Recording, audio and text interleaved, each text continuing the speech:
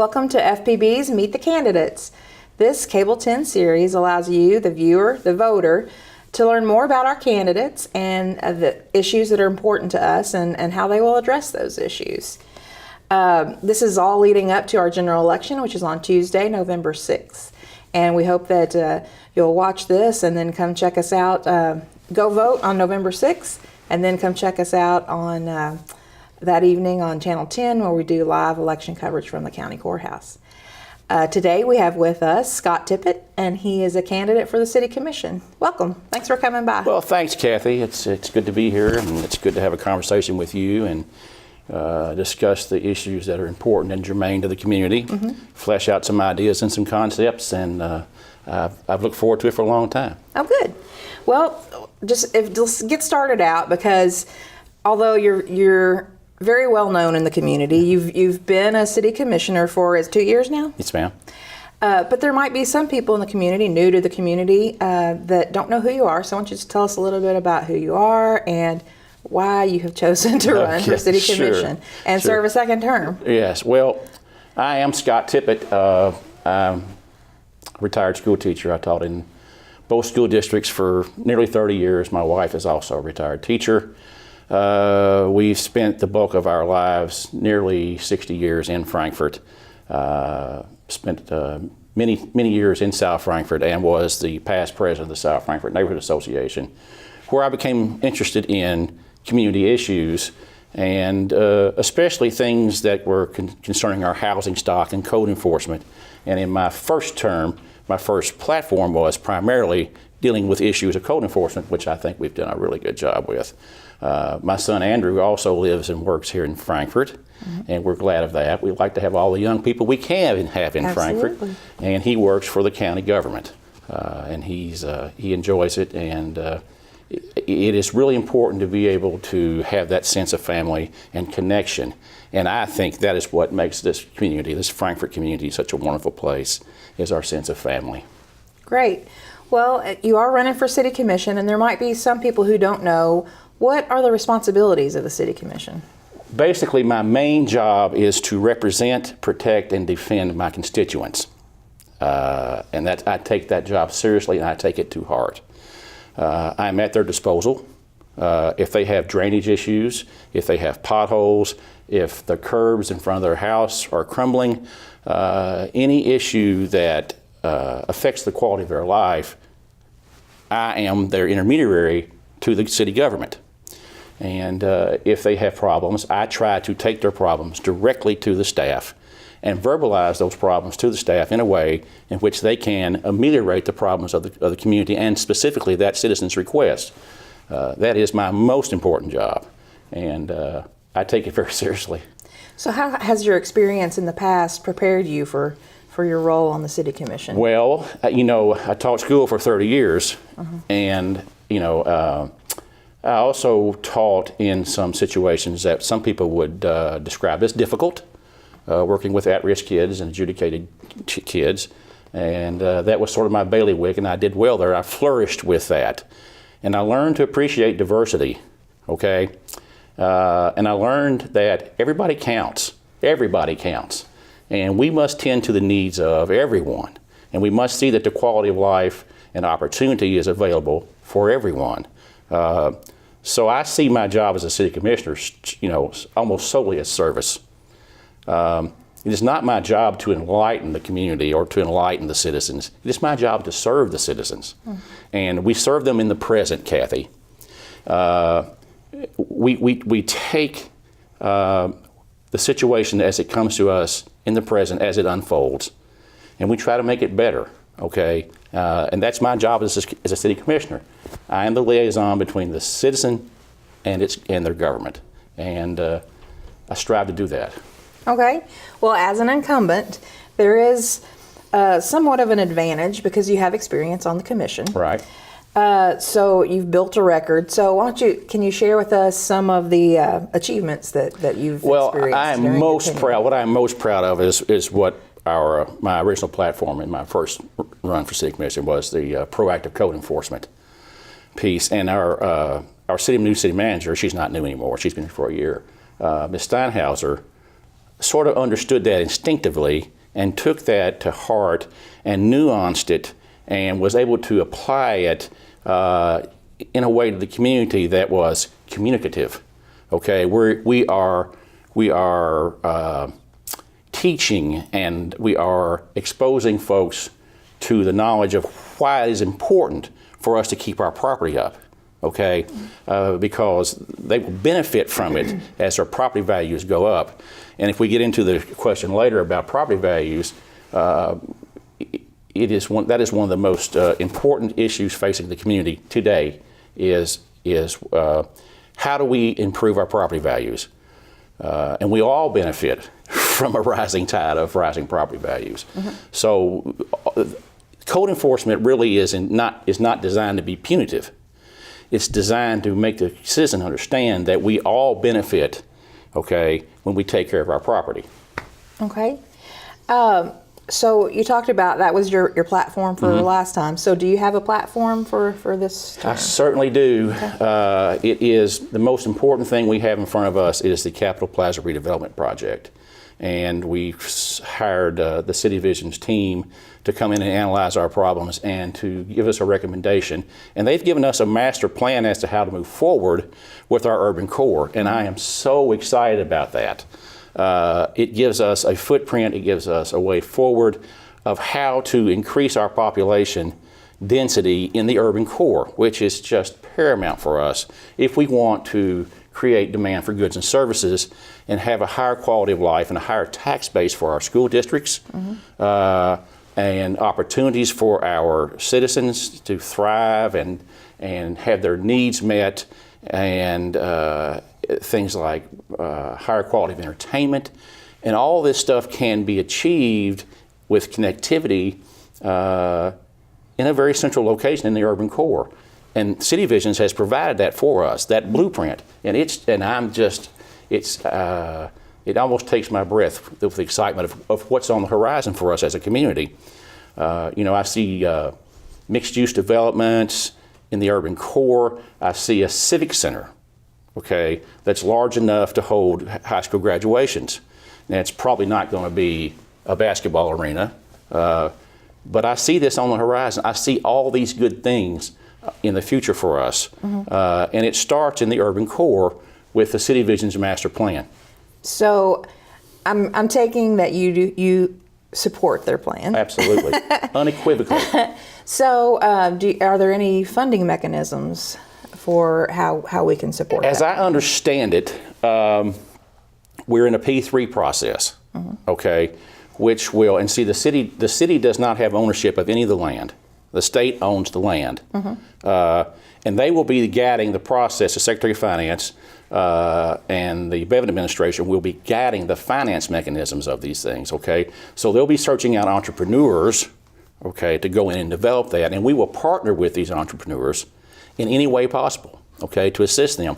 And the profit motive for them is there in the P3, okay? So that should expedite the timeline if they are able to see a profit on the horizon. So it is our job as city government to help and assist these entrepreneurs in any way possible so we can get that urban core thriving. I fully expect that the mixed-use development piece of that plan will be the first thing to be the first piece that we will try to develop. And we'll lay out a plan as to where that entrepreneur, whoever that person is, or people. So what is the timeline for that? I think the timeline is malleable. Okay. Okay. The first thing that must happen is the state must complete their business with the new state office building. I see. Okay. And then when they're done with that, and they're ahead of, as I'm told, they're ahead of schedule on that. Okay, which is great for us. Because the sooner they finish with that piece, the sooner we can have use of the land. And I want to underscore, we have use of the land, and we get to present to the state what it is we would like to see go in there. And the City Vision's project and their plan is what we want to see go in there. Now, is that a static plan? Of course not. Okay, everything's malleable. We don't want that static plan because static plans tend to break, okay? So we take it as it comes and we see what we can do in the present, make great decisions, find that linchpin piece which all the economic activity will revolve around, okay? And then down the road, we come in with a civic center of some description, a business center, meeting place, however you want to describe it. And then all the ancillary activity will then bubble up intrinsically from those two important pieces that I hope we can have in the near future. Okay, so let's look ahead and say the redevelopment project is successful. So from that, we anticipate increased revenue. So with that revenue, do you think the City Commission should use that extra money to improve the quality of services? Or should they lower taxes and keep the quality of services as it is, or something else? What I think we need to do is, again, we make our decisions in the present, okay? What faces us now? Okay, now we have just tremendous infrastructure needs, okay? So any decision on taxes should be made in the moment that we're discussing it, okay? So right now we've got just all kinds of infrastructure problems, okay? And we have an unfunded pension liability of $40 million, okay? That's just astronomical for a city ours or for any entity, right? So we have to be cognizant of that in the back of our minds as we plan financially. It's going to cost us probably $2 to $2.3 million a year over year, to fund that unfunded pension liability. So that has to factor into any calculations we have about taxes, about how we improve our infrastructure, about where we want to spend our money, how we want to direct the flow of our budget. So again, it's evaluating things as they come to us in a flow. Okay, well that addresses my next question, which was about the pensions. How do you plan to deal with the fact that local governments are being asked to contribute increased amounts of money into the pension system, and how is this affecting our budget? And where's that money going to come from? Okay, first of all, kudos to Steve Dawson, our finance director. He's just fantastic. He's awesome. He's almost prescient. He's clairvoyant. He can almost see these problems before they come. Okay. So he was raising the red flag to us, to the commission, a year ago about this, pension liability. And, we had a first reading on a small property tax increase. And we're doing that as a prudent first step, incrementally, to avert a crisis. Politicians are reluctant to raise taxes, as we don't want to do that. But if we don't address the problem now, in the present, then the pain on the back end of that is going to be 20-fold. Okay, so Steve came up with a plan that prudently deals with our exposure to the pension liability, and we are doing that incrementally. And I think it's a good plan, and I'm going to support it, and I do support it. Okay, well, as you mentioned, this year the City Commission is preparing to vote for an increase in tax rates, as has the fiscal court. Both public school systems, right, and more than likely a result of the increase in the pension contributions. Right. But what can we do as a community to generate more revenue so that we can minimize future tax I'm increases? glad you asked that question. Okay, great. State government is our primary economic driver, okay? And I came of age when state government was at its economic zenith. It was producing high-quality jobs with great benefits and a defined benefit pension for all of our people. That's a great economic driver. That doesn't exist anymore, okay? That's the dodo bird. So state government does not have the economic clout that it once did. And I think, unfortunately, because we're skewed demographically, many of the folks are 38% of us are 50 years of age and older, and 23% of us are 60 years of age and older. And we all chose to live in Frankfort when Frankfort was at its economic, powerhouse. And we really do not, we're content, and we really don't understand the economic problems of the younger people behind us who do not have as much disposable income or the higher quality jobs that we had when we were growing up. So we need to find another economic driver, okay? We have the bourbon industry. We, quite frankly, have not done a good enough job of connecting with those folks and including them into the downtown and getting those. I think Buffalo Trace has 200,000 visitors a year. We got to get those people in our local economy. We got to do that. That'll give us more revenue, more disposable income for our entrepreneurs, for our business people. It'll give us more tax base. So we have to look for a multifaceted economic engine rather than just unilaterally relying on state government, which we've done forever. Sure. And we can no longer afford that. So are there plans underway? Is the City Commission working with like our downtown Frankfort, Yeah, we've got tourism? Right. We've got a great team. I'm on the Bourbon Strategies Committee. Okay, and we meet. That sounds good. It's great, and I'm also a member of the Frankfort Bourbon Society. Even better. Even better. But what we're doing is we're trying to find more and more ways to interface with the bourbon industry, and we have. Of course, we have Sunday liquor laws now that make it more available for folks to come in and visit our shops, boutique shops, and have a brunch. You know. Sunday brunch is Sunday always brunch, good. and we want to expand that market. Okay, we'd like to see just a lot of foot traffic on Sunday morning in downtown Frankfort, and we want to encourage those local entrepreneurs to try to expand that market as well. And I lost the gist of your question. Where were we? No, that's okay. We're just talking about ways to generate revenue. Right, and I think two things must happen. I think in the urban core. Okay. Since we are skewed demographically, and many of us are 50 and 60 years of age, we should be developing some housing in the urban core for folks as we get along in our golden years, so it'd be easy for us to live down there. Yeah. We also must make it attractive for young urban professionals. You know, I think there's a golden opportunity there with that new state office building. Okay, if we put mixed-use development in our 6.1 acres that we're going to be able to develop in partnership with the state, then we can attract the folks who work in that new building to live in the urban core if we provide for their needs and their entertainment needs, and we provide such a high quality of life in our school districts, which many folks are not aware of, are actually doing a very good job. Both of our school superintendents are doing a great job of improving our educational systems. So we want to attract younger people into the urban core to raise their family there. And not just the urban core, but in the city, okay? But we must target the urban core first because, as you know, we've grown like a rubber band geographically, okay?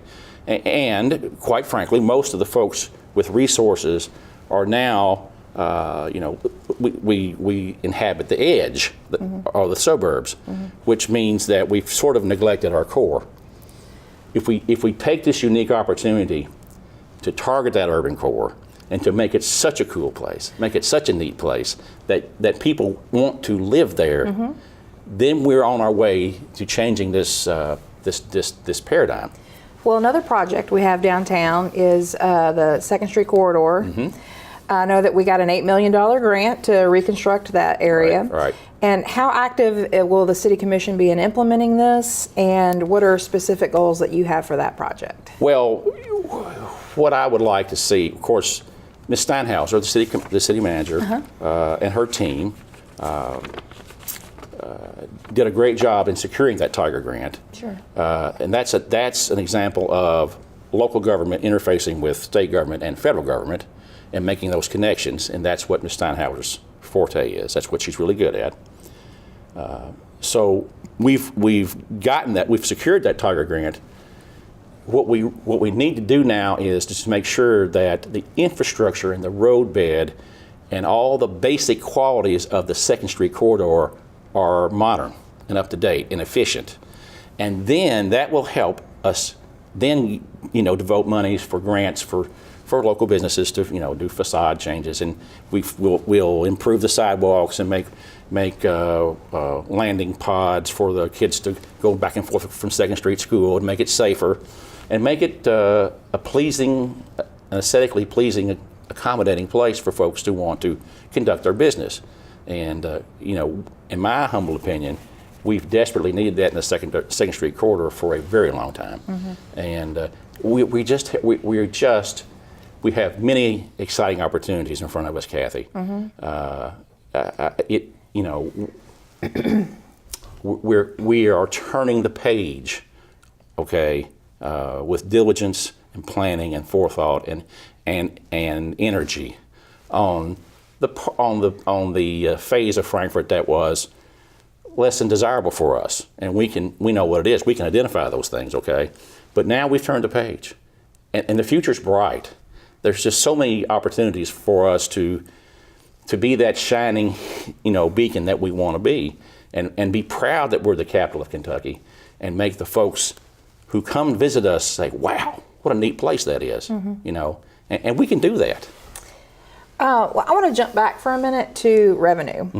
Frankfort Independent Schools is dependent on property taxes, and a lot of those come from state government that they don't get. Right. So what can the City Commission do to help the Frankfort Independent Schools generate that? You may or may not be aware of, we do supply a modest grant to the city school district. Okay. And it is targeted for technology.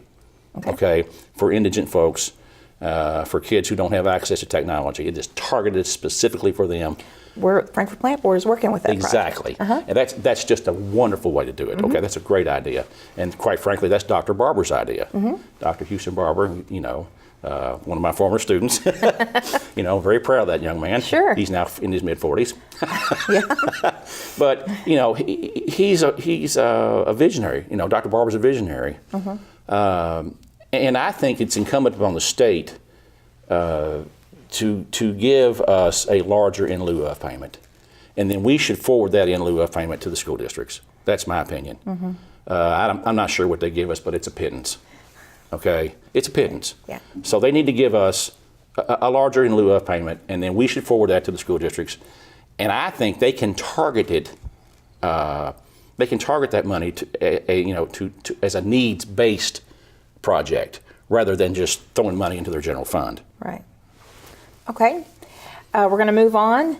While it would take a change in legislation, do you think the county judge and fiscal court should nominate and appoint members to the Frankfort Plant Board? And is that something that you would be willing to pursue? To be very honest with you, I'm unsure about that. Okay. I do think it is okay for us to take folks, from the county.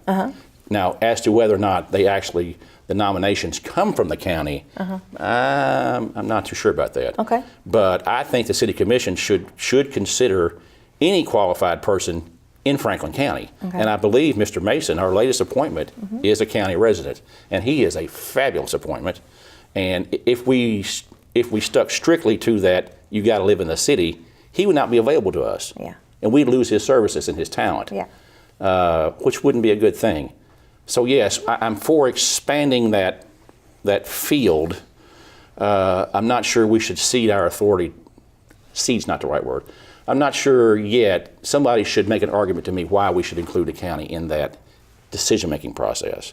I'm always open to good arguments. Of course. Yeah. Our local economic development group tells us that the availability of skilled labor is a major obstacle for them in recruiting new jobs to the community. Right. So what can our local government do to help grow our workforce, not only in size, but also in skill? Well, I think it's the school districts.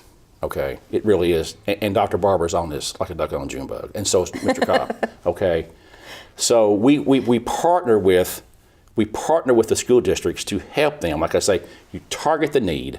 Okay, you spend the money on where the greatest need is, and you try to produce a graduate that has the skill set that's needed, for a specific job set. Okay, it's a skill set. Our superintendents are keenly aware of this, and we are, as the commission is as well. So what we do is we make ourselves available to the school districts in any way we can to assist them.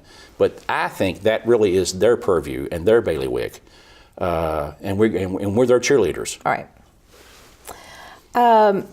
Are there any decisions or steps on the city commission that they have been taken that you would have done differently? Oh, hindsight's always 20/20. I know. And I probably, all I can say to answer that question is every decision we talk about making decisions in the present, in the ground that's in front of us, right? Sure. I can tell you that every decision that I have made, I have genuinely thought it was in the best interest of our community. Every last one of them. In retrospect, would I change something? Well, of course. But I didn't have the advantage of having that hindsight. Sure. in the present. We're all human and we're all fallible. But what I promise you is I'm an old coach. Okay. Use a sports analogy or metaphor. I will lay my guts on the floor for my team. Okay, and that's what I do. I give my best for my team. Yeah. And is it perfect? No, it's not perfect, but it is my best. Well, that's great. Well, in this last couple of minutes that we have, or less than that, I want you to look into the camera and talk to our viewers directly and tell them why you're the best candidate to be on the City Commission and why they should vote for you on November 6th. Well, I think many of the viewers know me. I think I'm well known to a vast segment of the community. And they know my service record. They know my career. They know my family's career. They know that we've been involved in the community for all of our adult lives. We've cared about the community. We've tried to improve it. And I'm available for service. Okay, I'm not young, but I still have my vitality. And I'm available for service, and if the folks want me to continue to serve, I will gladly do it. And I will give it my all, as I always do. Being a teacher has given me a broad perspective. I cared and loved all of my students, okay? And they were a diverse lot. And I kind of look at the community as as my students. They're a diverse lot, and I care, and I want them all to thrive and do well. So if you're inclined to vote for me, and I wish you would, please do, and know that I am motivated to make this the best community it can possibly be. And if you want to find out more about me, go to www.scotttippett.com. I have a Facebook page, and please consider voting for me. Well, we certainly appreciate you coming by, Mr. Tippett. Thank you. Thank you. And for our viewers, this is Scott Tippett. He is a candidate for City Commission, and look for his name on the ballot on November 6th. Once you go out and vote, then tune into Channel 10 for our election returns coming to you live straight from the county courthouse. And we will see you on the next Meet the Candidates.